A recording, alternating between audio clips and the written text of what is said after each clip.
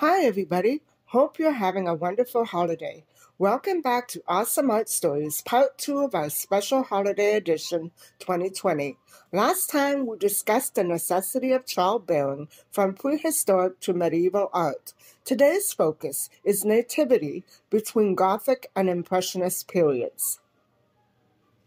Greece, the Gothic Byzantine theme of Majesty.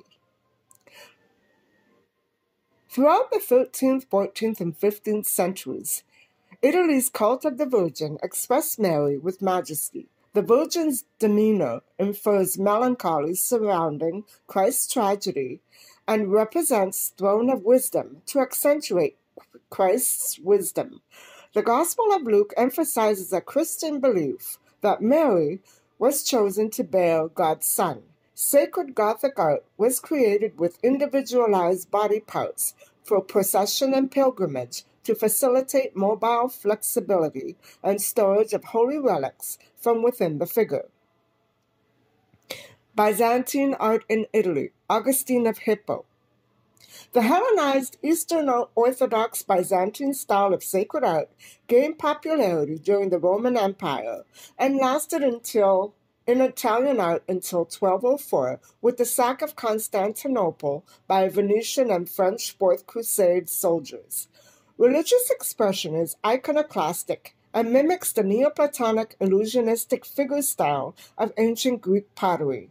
The spiritual transition of Augustine of Hippo from dualistic Manichaeism to Christianity influences style, asserting God is divine, soul disembodied. Emphasis is mystical, reflection and experience to find God. Besides ancient cloisonne, in Italy, Cennino di Andrea Cennini, 1360 to 1427, taught gold background methods. Early Christian motherhood identifies with ideas about patriarchal expression, self-sacrifice, pilgrimage, and suffering. Pious devotional painting in the early Renaissance, Fra Angelico. Where Nativity and Annunciation themes had expressed mysticism and piety associated with the Gothic Byzantine spirit, Fra Angelico's Annunciation for Convent of San Marco, Florence, showed motherhood's transformation away from an idea that physical motherhood bore no relevance to religious ideology. In early Renaissance, motherhood is vital to female virtue and domestic integrity under church and state. This work reveals a transition of patronage from clergy to the wealthy. Cosimo de' Medici, 1389 to 1464. Virgin Mary sits regally, as if enthroned, humble as Gabriel gazes on. Classical architecture creates an illusion of formality, buffer between Gabriel and Mary, and preservation between old and new. Motherhood ties in with old Christian concepts. Annunciation and Nativity communicate earthly incarnation of Christ, with Mary as chaste and humble. Sacred figures lose divine appearance. Holy families surrounded by stable animals adopts a down-to-earth image. Personal devotion in Netherlandish early Renaissance art. Derek Bouts. The development of portraiture in 15th and 16th century Netherlandish sacred art loses Italo-Byzantine grandeur and acquires humanizing traits of affection, tender expression, and touch. Bouts's Virgin and Child, 1455 to 60, features iconoclastic devotion with affection rather than omnipotence, known as glycophilusa in northern religious art. A lack of halo emphasizes this painting's function as personal rather than iconic devotion. Sacred High Renaissance Venetian art, Carlo Crivelli, 1430 to 1495. In contrast to Fra Angelico's Nativity, Crivelli's Madonna and Child displays small details highlighted in golden and light hues. The fruit and insect infer original sin, which conflict with a cucumber and goldfinch, revitalization and rebirth.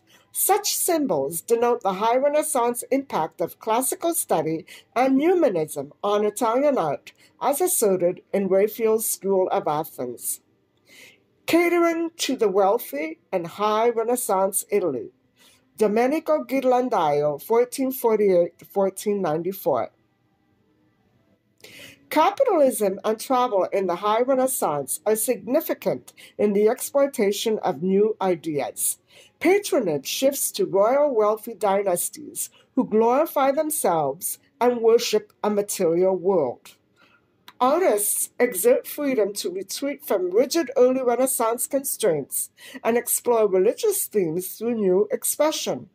Ghirlandaio, 1448-1494, completed Adoration of the Magi, an altarpiece for Ospedale degli Innocenti, Florence. It depicts a departure from cult of Mary and highlights patrons, the Tornabuoni. Classical details denote an association between the Tornabuoni and humanism. Baroque Nativity, Caravaggio, 1571-1610. This stolen painting was commissioned for the Oratory of St. Lawrence, Palermo. Caravaggio's highlight is on the application of classical study to traditional religious themes. Caravaggio emphasizes this Baroque church by its patron saint, Lawrence, with Francis of Assisi. Caravaggio's extensive chiaroscuro technique is his hallmark and shines the light on Mary, Jesus, and saints. Caravaggio stresses Counter-Reformation motherhood by Mary's red robe and proximity to Jesus. Expression conveys a message of renewal with motherhood as a virtue. The Age of Enlightenment, Popular Theology. The Counter-Reformation passion clashed with deism, separation of church and state, and enlightenment, when rational ideas of scientists like Francis Bacon, David Hume, René Descartes, John Locke, Christian Wolff, Henry David Thoreau, Isaac Newton, Baruch Spinoza, Thomas Paine led cultural ideas on scientific discovery and empiricism to rationalize about existence. By mid-18th century, Europe overflowed with philosophic and scientific ideas over old doctrines and dogmas. Voltaire and Jean-Jacques Rousseau founded a society based on reason, a civil order based on natural law and science, on experiment and observation. How does such a culture aesthetically translate nativity? A neoclassicist nativity, Nicolas Poussin, 1594-1665. This work was for a Mercato Vecchio of Cardinal Giancarlo de' Medici, 1611-1663, at his Florence home. The sensorial experience of the shepherds, Mary and Putti, infant and celebratory items validate Christ's birth and echo enlightenment. Fruits and for a Florentine custom of gift-giving after childbirth. Putti hold birth flowers, violet, daffodil, poinsettia, honeysuckle. Rebirth, truth, success, and love. A soft color scheme follows Rococo and neoclassical trends. Poussin's Fruits and Flowers is ancient, but fits nativity. Christ's life is a cyclical iconographic scheme and infers a Hindi puja tradition of devotion and honor to a guest, Christ, or a celebration and memorial preservation after death. This sentiment corresponds to a praying shepherd. The basket infers customs which celebrate harvest. Interwoven with celebration is tolerance. Industrial Age, the aesthetic movement, Impressionism, and the intellectual trend of Romanticism, 1770 to 1900. A movement opposing neoclassicism's quietude is the aesthetic, rejection of order, peace, idealization, harmony, rationality, and it encompasses Romanticism. Artists reject industrialism and Victorian materiality to emphasize quality and craftsmanship.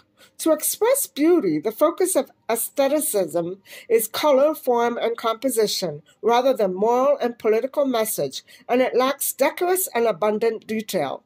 It accentuates curvaceous form, subdued color, but rejects geometric design and simple line. In such representations, individualization, family, and private life surge to great popularity. This trend blends art with life and culture. Such attitudes contribute to the artistic evolution from historical painting to Impressionism, a diverse perspective of suburban life in bold, bright emotion. Contemporary life, not mythical or biblical themes, dominate subject matter.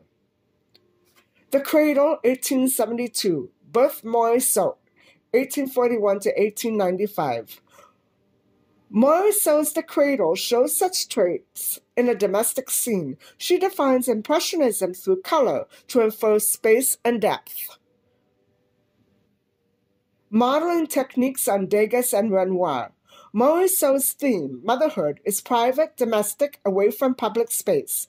She conveys a contemporary personal message which ratifies a bond with daughter Julie.